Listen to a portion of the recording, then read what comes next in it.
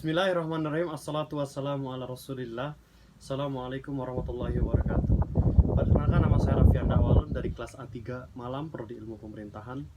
Di sini saya akan menjawab tugas dari mata kuliah ketiga mengenai pernikahan dan rumah tangga. Langsung saja saya akan menjawab pertanyaan nomor 1, yaitu bagaimana kriteria memilih calon pasangan hidup suami atau istri menurut Islam. Dalam memilih pasangan hidup, ada baiknya seorang laki-laki memerhatikan perempuan dalam pandangan Islam untuk dijadikan calon istri seperti 1. Memiliki akhlak serta dasar pendidikan agama yang baik. Ciri perempuan yang baik untuk dinikahi menurut Islam dan juga perempuan yang dirindukan surga adalah calon istri yang nantinya akan menjadi istri, dan seorang ibu diharapkan memiliki akhlak serta dasar pendidikan agama yang baik. Karena perempuan muslimah menurut Islam adalah yang mengerti ajaran agama yang baik, akan mampu memahami tugas dan tanggung jawabnya dalam sebuah keluarga, baik itu sebagai seorang istri maupun sebagai seorang ibu. Yang kedua, penyayang dan berbudi mulia. Seorang wanita yang penyayang memiliki artian bahwa wanita tersebut memiliki sifat penuh cinta disertai dengan adanya sifat kebaikan yang dimilikinya, sehingga menjadikan keinginan seorang pria untuk menikahinya. Selain itu, seorang wanita yang hendak dijadikan calon istri adalah wanita yang soleha, yang berbudi mulia.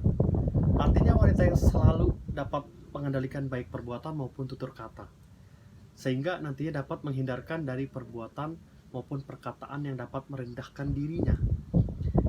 Yang ketiga, wanita yang bisa melahirkan. Ini adalah tujuan utama seorang pria untuk memilih seorang wanita yang bisa melahirkan.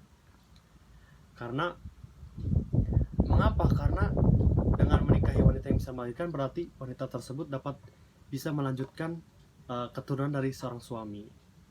Yang keempat, yaitu berparas cantik dan bermaharinya.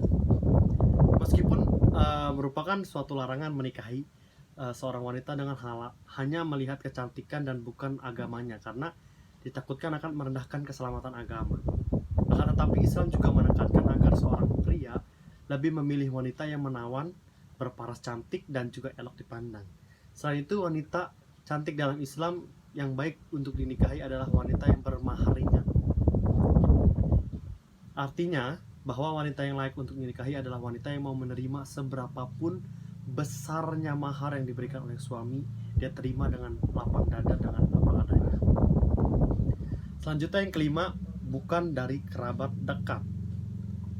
Yang dimaksud dengan kerabat dekat di sini adalah wanita yang masih memiliki hubungan kekeluargaan dengan si pria, misalnya saja sepupu baik dari pihak ayah maupun pihak ibu, karena dalam ilmu kesehatan tidak diperbolehkan untuk menikah dengan sesama keluarga atau sealiran darah. Yang keenam, bernasab mulia. Wanita yang baik untuk dinikahi adalah wanita yang soleha idaman pria, yang berasal dari keluarga yang taat dalam menjalankan agama, di mana orang tua yang soleh akan mendidik anaknya dengan baik, terutama dalam hal agama dan akhlak, dan dalam menjalankan kehidupan berumah tangga mereka selalu berpedoman pada ajaran agama. Oke, selanjutnya saya akan menjawab pertanyaan nomor 2, yaitu apa bekal yang harus dipersiapkan oleh suami atau istri sebelum menikah menurut Islam. Yang pertama adalah bekal ilmu. Karena kita ketahui adalah menuntut ilmu adalah kewajiban bagi kita selaku umat muslim khususnya. Dengan begitu, ilmu adalah hal yang sangat penting, apalagi ilmu agama. Dalam untuk menjalin sebuah rumah tangga, ilmu adalah hal yang sangat penting, karena dengan ilmu kita bisa menjalankan rumah tangga dengan baik, khususnya dalam agama. Karena ilmu ini sangat penting, apalagi kita sebagai nanti akan menjadi orang tua, pasangan suami istri, pasangan menjadi orang tua dan memiliki keturunan, itu ilmu sangat berguna karena akan kita berikan kepada anak-anak kita nanti, apalagi khususnya adalah ilmu agama. Yang kedua, bekal mental psikologis. Pernikahan ini sejatinya untuk mereka yang sudah berpikiran dewasa, siap mandiri, tangguh, bukan mereka yang masih menikmati masa anak-anak, masa remaja, masa manja dalam kesarannya. Dalam pernikahan kita menemui hal-hal yang bisa membelalakan mata, meluluhkan hati dalam satuan waktunya. Karena dalam rumah tangga ini membutuhkan sebuah kedewasaan, kesabaran, mental yang kuat agar tidak terjadi kezaliman dalam rumah tangga. Yang ketiga adalah bekal fisik. Bekal fisik adalah khususnya untuk laki-laki, karena fisik itu diperlukan untuk menjalani keseharian, karena seorang suami akan menjadi tulang punggung keluarga, mencari rezeki untuk keluarganya, yaitu khususnya bekerja.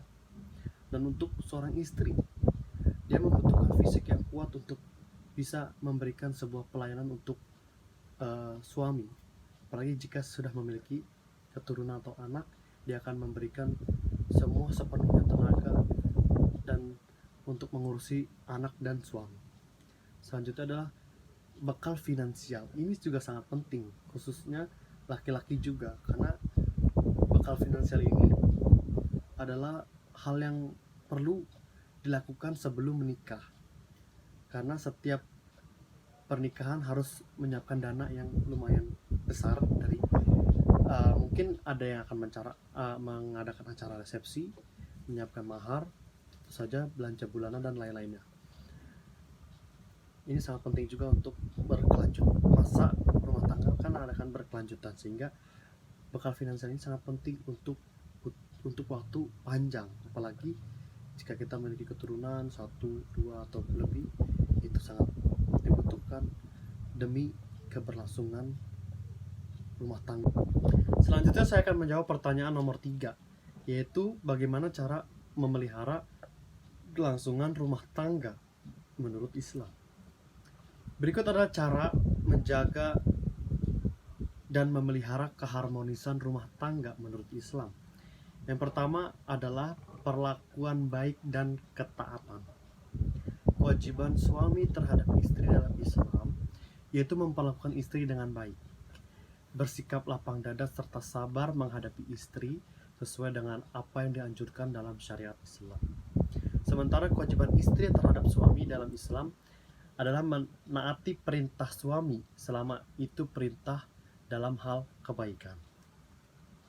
Selanjutnya adalah saling memahami dan saling mengerti. Kewajiban dalam rumah tangga bagi suami istri yaitu saling memahami dan mengerti suatu keadaan satu sama lain. Yang demikian demi mencapai keselarasan dalam rumah tangga. Selanjutnya yang ketiga, jujur satu sama lain. Dalam kehidupan berumah tangga tidak luput dari yang namanya perbedaan pendapat, selisih pendapat, dan ketidaksinambungan dalam berbagai hal. Kunci rumah tangga yang harmonis atau bahagia adalah saling memahami satu sama lain. Harus bisa bersikap terbuka, jujur akan apa yang dipikirkan dan hendak dilakukan. Kejujuran merupakan pondasi penting dalam membangun rasa kepercayaan satu sama lain. Yang keempat adalah saling menghormati. Setiap individu merasa perlu untuk dihormati dan dihargai, apalagi seorang suami untuk patut dihargai dan dihormati. Termasuk bagi pasangan suami istri juga, istri diwajibkan untuk taat dan patuh pada suami. Dengan kata lain, ia juga harus menghormati suami selaku kepala keluarga. Selanjutnya, berusaha menyenangkan pasangan.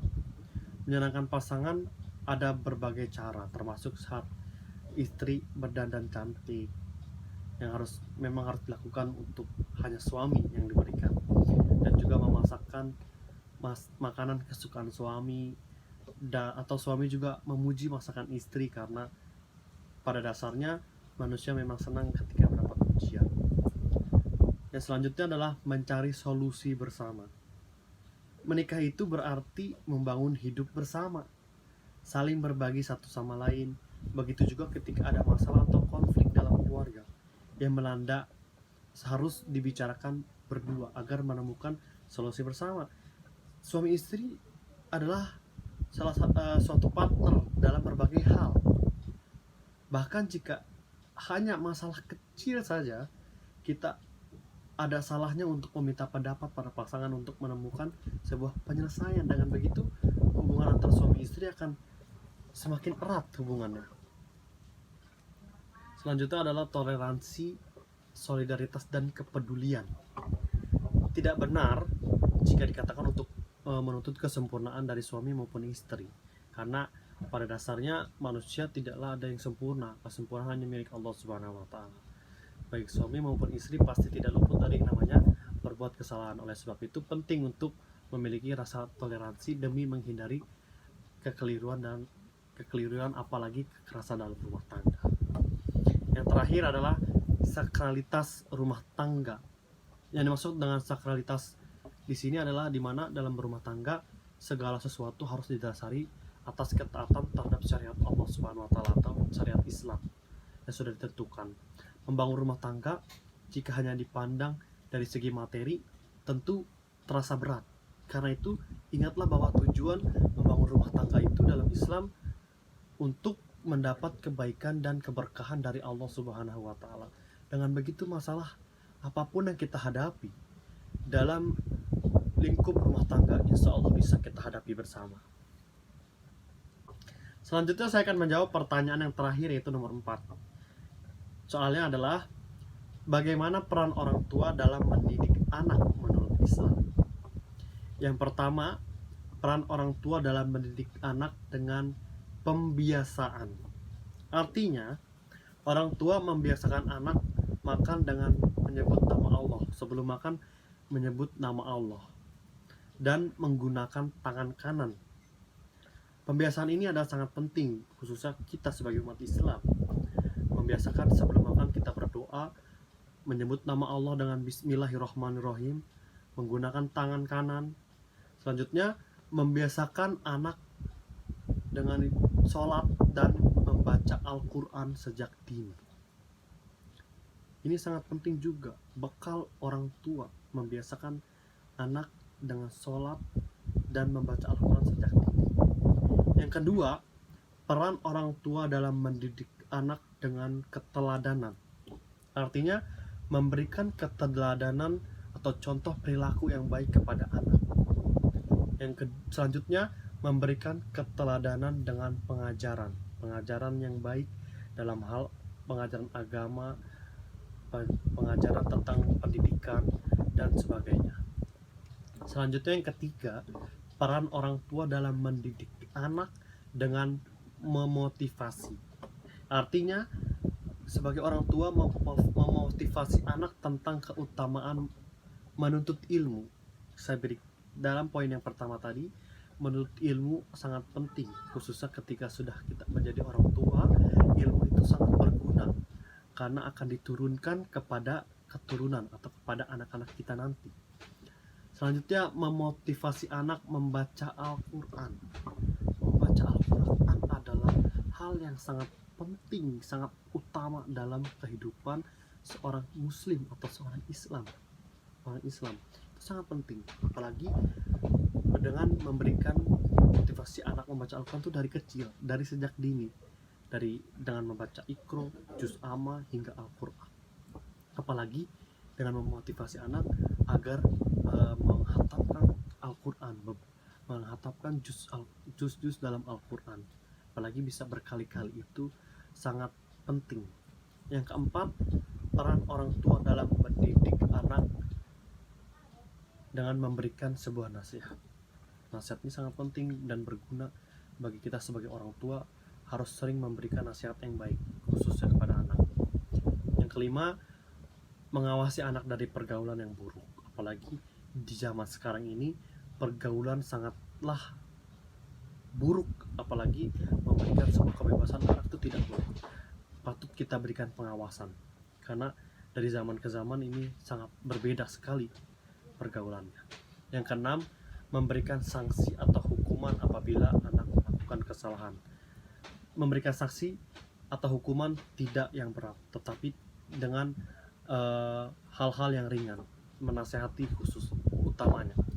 Mungkin itu saja yang bisa saya sampaikan, kurang lebihnya mohon maaf. Bila ada kesalahan atau tutur kata mohon dimaklumi. Sekian dari saya dalam menjawab pertanyaan atau tugas dari mata kuliah ketiga. Saya ucapkan terima kasih. Wabillahi taufiq wal hidayah. Wa afu minkum. Wassalamualaikum warahmatullahi wabarakatuh. Terima kasih.